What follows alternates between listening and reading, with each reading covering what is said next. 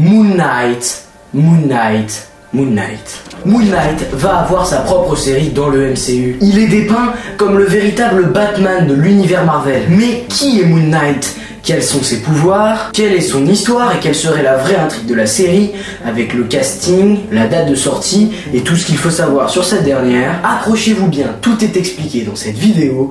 C'est parti pour Tout savoir Marvel numéro 3 sur Moon Knight.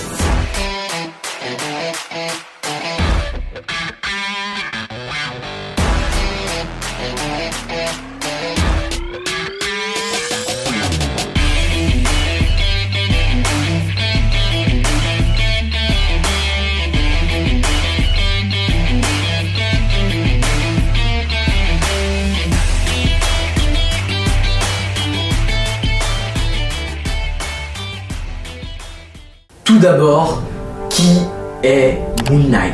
Moon Knight est un super-héros de l'univers Marvel, dont le nom désigne le Chevalier de la Lune. Sa véritable identité est Mark Spector. Il est créé par Doug Moench et Don Perlin et apparaît pour la première fois en août 1975 dans Werewolf by Night numéro 32. Sa création fut largement inspirée par le personnage bien connu de Batman de l'univers DC Comics. Maintenant, son histoire. Mark Spector est le fils d'un rabbin qui part d'Europe dans les années 30 dans le but de fuir l'Holocauste. Mark rejette les principes religieux de son père et commence en parallèle une carrière de boxeur. Il rejoint par la suite les Marines, qu'il quitte à la suite d'une faute grave et entre donc à la CIA. Là, il rencontre deux de ses plus grands futurs ennemis. Le premier, William Cross, trahira l'agence et deviendra un criminel du nom de Crossfire. Le deuxième n'est autre que son frère, du nom de Randall, qui trahira lui aussi la CIA en vendant des armes aux ennemis de l'agence. Ce dernier tuera plus tard la petite amie de l'époque de Mark, Lisa, car elle avait découvert ses plans.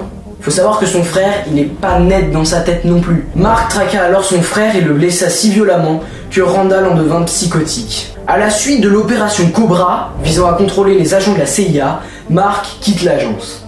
Il devient à partir de là mercenaire et c'est lors d'une mission en Afrique qu'il rencontre le français Jean-Paul Duchamp. C'est un peu cliché. D'ailleurs, il est rapidement surnommé Frenchie et va devenir son meilleur ami mais aussi son pilote attitré au cours de nombreuses missions. Frenchie et lui rejoignent l'équipe de Raoul Bushman qui deviendra le principal ennemi de Moon Knight et dont la violence va faire remettre en question à Mark sa vie de mercenaire. Lors d'une mission en Égypte, ce pays aura beaucoup d'importance dans la vision du personnage, c'est un peu comme Asgard pour Thor, pour faire le parallèle. Donc, lors d'une mission aux frontières égyptiennes, il affronte ardemment Bushman, mais perd le combat et est laissé pour mort. Mais une certaine Marlène Harlown et quelques autres emmènent le corps devant la statue du dieu de la vengeance Khonshu, trouvé par le père de Marlène, un archéologue tué par Bushman. Et alors que Déclaré est mort, Spector revient à la vie, déclarant avoir eu une vision de ce même dieu, donc Khonshu, lui proposant une seconde chance. Il prend alors une cape sur la statue et rentre à New York avec Frenchie et Marlène, qui au passage devient sa petite amie, et devient par la suite le justicier Moon Knight, en s'attelant alors au combat contre le crime, pour mettre à profit la seconde chance que lui offre Khonshu. Moon Knight finit par tuer et vaincre Bushman après un nombre incalculable d'affrontements. Vraiment, ils ont eu genre des centaines d'affrontements, je sais pas, mais un nombre extravagant. En fait, c'est le principal ennemi de Moon Knight, Bushman. Et vraiment, il est récurrent quoi dans la vie de Moon Knight. Il le tue, mais en fait, il revient. Ensuite, il revient sous d'autres apparences. Enfin bref, c'est complètement fou. Le gars, il est toujours là hein, dans la vie de Moon Knight. Il le hante à jamais. Bref. Il crée ensuite deux nouvelles identités, celle de Steven Grunt, millionnaire, pour se mêler aux personnes influentes et obtenir un maximum d'informations. Retenez bien Steven Grunt, car on le retrouve dans la série Moon Knight, comme on peut le voir dans le trailer, mais ça, on y revient juste après. Il se crée aussi l'identité de Jake Lockley, un chauffeur de taxi à Manhattan, pour cette fois avoir des contacts dans les cités et accéder aux complots et aux manigances. Il garde bien sûr encore celle de Mark Spector pour ses relations avec le mercenaire et espion. Il intégra ensuite quelque temps les Avengers, puis les Secret Avengers, et combattit une flopée de super méchants en se construisant de nombreuses identités et s'alliant avec un grand nombre de héros, comme notamment le Punisher ou Spider-Man. Disons que dans l'univers Marvel, il n'est pas inconnu au bataillon. C'est vraiment un héros qui a pas mal d'importance dans les Avengers et également dans la vie par exemple de Spider-Man. Avant de s'intéresser au MCU, ce qui nous intéresse le plus, eh bien nous allons d'abord voir un peu ses pouvoirs et ses capacités spéciales. Donc, comme je vous l'ai dit, Moon Knight n'a aucun pouvoir. Il est, à l'image de Batman, un combattant aguerri, formé à de nombreuses techniques de combat à main nue et de maniement d'armes, dû notamment à son passé de boxeur, de marine et d'agent de la CIA. C'est aussi un gymnaste de haut niveau et ses capacités physiques, donc force, vitesse et endurance, atteignent un niveau presque surhumain les nuits de pleine lune, dû à sa soi-disant relation avec le dieu Khonshu.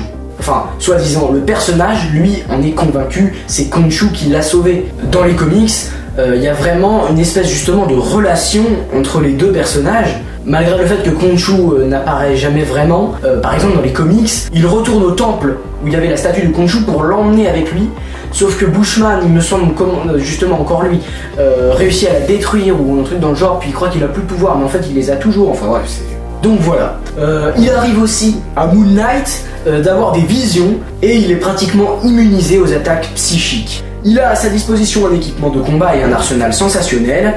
Le costume que Spector utilise pour assouvir la soif de vengeance de Khonshu a été créé par Marlene Arlone, sa petite amie. Sa cape lui permet de planer et forme un croissant de lune en se recourbant. Il utilise pour se battre une matraque qu'il peut allonger en bâton. Dans les comics récents, il emploie uniquement le bâton fait à présent d'adamantium, le matériau notamment des griffes de Wolverine. Moon Knight possède des sortes de shuriken en forme de croissant de lune qu'il utilise aussi bien en arme de jet qu'au corps à corps et les dissimule dans sa ceinture. Pour se déplacer, Moon Knight utilise des nombreux véhicules aériens comme le fameux Mooncopter que pilote son ami Frenchie. Tout comme Batman, Moon Knight a une part très sombre. Non seulement il utilise une violence démesurée, mais aussi et surtout, il a un trouble de la personnalité. Oui, Mark Spector a utilisé pour les besoins de Moon Knight différentes identités, ce qui lui a causé d'importants troubles psychologiques. Il est atteint de visions considérées par certains non pas comme une manifestation de Khonshu, mais plutôt comme un signe démontrant sa santé mentale défaillante. Ces troubles ont plongé Spector dans de nombreuses dépressions, et même s'il en est maintenant sorti, les risques de replonger sont encore bien présents. Ce qui a l'air d'être extrêmement bien exploité dans la série d'ailleurs. La série Moon Knight est le premier projet Marvel Studios à sortir en 2022. Normalement le 30 mars. Tout cela a été développé par l'écrivain Jeremy Slater et réalisé par le cinéaste égyptien Mohamed Diab. Il est égyptien. Moon Knight, lui, va être interprété dans la série par l'incroyable Oscar Isaac, donc qui joue Apocalypse dans X-Men Apocalypse, Poe Dameron dans la saga Star Wars, Duke dans Dune, et par exemple Nick dans la série Show Me a Hero. Le présumé méchant de la série du nom de Arthur Harrow sera interprété lui par Ethan Hawke, qui joue dans le Cercle des Poètes Disparus, Bienvenue à Gattaca, ou encore Lord of War. On est bien d'accord, Marvel rafle tous les bons acteurs, hein. Je pense qu'ils vont être à court de bons acteurs dans les quelques années tellement ils en ont utilisé. Le synopsis est le suivant. Employé discret dans la boutique de souvenirs d'un musée sur l'Égypte ancienne. Tiens, comme c'est bizarre, Steven Grant est soudain victime de perte de mémoire et est hanté par des visions d'une autre vie. Il découvre qu'il souffre d'un trouble dissociatif de l'identité et qu'il partage le même corps qu'un mercenaire, Mark Spector. Alors que l'étau se resserre sur Steven, ou Mark, on sait pas vraiment qui, les deux hommes, plongés dans une aventure périlleuse parmi les puissants dieux de l'Égypte, vont devoir trouver leur équilibre dans cette double identité. Voilà. Ça a l'air assez intéressant et assez hypant d'ailleurs. Pour résumer le trailer et les infos qu'on a, Steven Grant ne sait plus ce qui est rêve et ce qui est réalité. Le personnage joué par Oscar Isaac souffre donc d'un trouble de l'identité entre Mark Spector et Steven Grant. Sûrement Steven Grant prend le dessus le jour et Mark Spector la nuit, d'où la musique du trailer est sans doute de la série Day and Night, c'est-à-dire jour et nuit. Peut-être qu'il est conscient d'avoir deux identités différentes mais ne veut pas l'admettre. Ou alors Mark Spector est resté par je ne sais quel moyen sous l'identité de Steven Grant et ne se souvient plus de rien. De toute façon, on en sera plus en regardant la série parce que là, avec le premier trailer, on n'y comprend rien. Mais ce qui est bizarre, c'est que dans les comics, Steven Grant n'est, je vous l'ai dit, qu'une fausse identité de Mark Spector. De plus, il est millionnaire, alors que dans la série, pas du tout. On voit que son appart n'est pas ouf et il travaille comme employé dans un musée. Bref, le trailer et le synopsis nous font croire que c'est Steven le protagoniste. J'ai une théorie qui semble tenir la route sur le synopsis de la série. Au début de la série, on suit Steven qui ne sait pas vraiment qui il est. Un soir, il découvre chez lui les affaires d'un certain Mark et reçoit un coup de fil depuis le téléphone de ce dernier, mais ne se reconnaît pas quand la femme au bout du fil se demande et s'étonne de savoir Mark encore vivant. La femme au bout du fil est d'ailleurs sûrement Marlène, la petite amie et la femme plus tard de Mark dans les comics, c'est sûr pratiquement à 90%. Bref, tout ce que je vous ai dit avant est dans le trailer. Eh bien, il serait en fait mort dans cette fameuse mission aux frontières égyptiennes, comme dans les comics, et aurait passé un pacte avec Khonshu pour avoir une seconde chance. Il se serait donc retrouvé du jour au lendemain une autre personne, du nom de Steven Grunt, en ne se souvenant de rien. Mais à partir de la découverte des affaires cachées de Mark, il va donc enquêter sur ce fameux personnage jusqu'à en conclure que c'est lui dans son passé, et va devenir Moon Knight et faire le justicier pour remercier Khonshu de lui avoir laissé une seconde chance, car il était jusqu'à présent mercenaire. Je sais pas ce que vous en pensez, mais je trouve que cette théorie tient la route, et d'ailleurs je suis pratiquement persuadé que ça va être ça. Parce que comme c'est mis en perspective dans le trailer, ça a l'air d'être ça. Enfin bref, ce n'est que supposition. Bien sûr, à prendre avec des pincettes ce qui est pris dans le trailer, parce que Marvel Studios peut bien nous montrer ce qu'ils veulent nous montrer. Avant de faire des liens avec d'autres personnages ou d'autres films qui pourraient être en lien avec cette série, j'aimerais qu'on parle du méchant. Arthur Harrow, joué par Ethan Hawke. Donc dans les pages de Marvel Comics, Harrow est un chirurgien scientifique talentueux qui travaille secrètement pour une organisation appelée Omnium. Mais des rumeurs disent que ce serait un combo entre Arthur Harrow et un méchant du nom du Roi Soleil. Un autre ennemi possible est aperçu dans le trailer, il s'agirait d'Anubis, le dieu des morts égyptien. Oui, donc là c'est moi quelques jours plus tard en fait, j'ai donc tourné la vidéo, j'ai monté la vidéo, et je me suis rendu compte que j'avais même pas parlé pour dire qui était Sun King, le roi soleil. Déjà, ce serait assez logique que Arthur Harrow, qui est le personnage Némésis officiel, on va dire, dans la série, soit couplé avec le Sun King, tout simplement parce que Arthur Harrow n'est pas un grand méchant de Moon Knight, il n'apparaît qu'une fois dans les BD, et encore, il n'est pas hyper difficile à vaincre. Soit dit en passant, c'est bizarre que Marvel n'ait pas choisi Bushman pour être le grand méchant de la série. Peut-être que c'est prévu un film Moon Knight ou un autre projet où ça pourrait être le grand méchant. Bref, on s'éloigne un peu du sujet. Qui est Sun King? Eh bien tout simplement, en quelque sorte, Mark est un peu, en quelque sorte, le guerrier du dieu de la vengeance et de la lune, Khonshu. C'est un peu, disons, son pion, quoi. Mais un autre dieu égyptien a son pion, qui est le Sun King. Et bien ce dieu, c'est Amon-Ra, dieu du feu. C'est deux grands ennemis, Khonshu et Amon-Ra. D'ailleurs Amon-Ra est, je crois, le père de Khonshu. Et le but de Sun King est d'anéantir Moon Knight, les deux guerriers, on va dire, des deux principaux dieux égyptiens. Pour revenir à la scène où on croit que c'est Anubis qui est tout simplement par terre, ça pourrait être aussi Werewolf by Night, le fameux qui, bien sûr, un ennemi de Moon Knight dans les comics, et qui pourrait être là ici parce qu'on dirait que la silhouette peut très bien être un loup. D'ailleurs on sait que Werewolf va avoir un petit programme pour Halloween, ça c'est officiel, sur Disney+, donc ça pourrait avoir un lien. Voilà, bref, je voulais vous dire quelques mots sur les méchants. Maintenant on passe à la suite de la vidéo. Maintenant, quel lien faire avec le reste du MCU? Déjà, il y aurait un potentiel lien avec les Éternels, car la seconde scène post-générique du film du même nom montre Dane Whitman, le nouveau petit ami de Circé, qui est humain, mais qui dans le film avait teasé l'idée que sa famille était elle aussi un peu spéciale. Dans cette scène, celui-ci se trouve face à un coffret en bois. Visiblement stressé, le personnage finit par ouvrir le coffret, et ce dernier contient une épée de couleur sombre, sur lequel on peut lire l'inscription suivante: « La mort est ma seule récompense ». Lorsque Dane Whitman s'approche pour saisir l'épée, une voix retentit et la scène se coupe. En fait, cette scène introduit deux personnages potentiellement présents dans Moon Knight. Déjà, Black Knight. Oui, l'épée noire est en fait magique et appartient dans les comics à l'Avengers du nom du Chevalier Noir.